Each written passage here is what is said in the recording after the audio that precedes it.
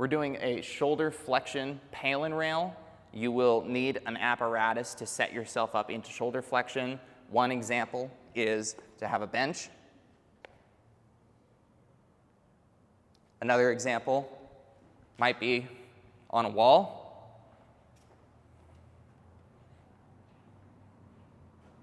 Yet another example would be an intermediate height, and this is where I'll demonstrate the flexion PAIL and rail, shoulder flexion PAIL and rail. So I'm going to start with deliberately internally or externally rotating my shoulder to some degree. Be specific about it. Could be mid-range internal or external rotation, or somewhat internally rotated or somewhat externally rotated. I'm going to pick somewhat externally rotated. Then in this position, keeping my arms straight, keeping my shoulder blade in a somewhat similar position, maintaining either a neutral spine or some spine flexion. I'm going to slowly work into a stretch associated with passive range shoulder flexion. I'll spend about 2 minutes stretching this tissue. Then I'll take a big breath in.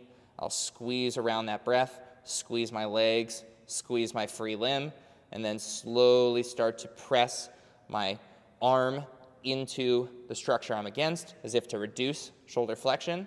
I'm ramping up gradually to a greatest, safest effort.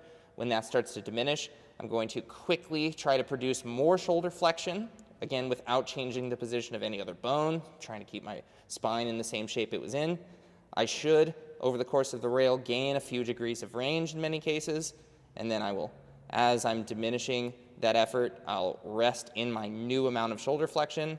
I'll take down regulatory breaths just like I did in my stretch until I'm ready for another round of PAIL and rail. So about 5 seconds in, 10 seconds out on the breathing. Once I'm rested, I'll initiate another PAIL and another rail. And then if I want a third one, if I can produce a similar amount of work, I'll do a third one. When I've rested from the last rail into my new position, then I'm done.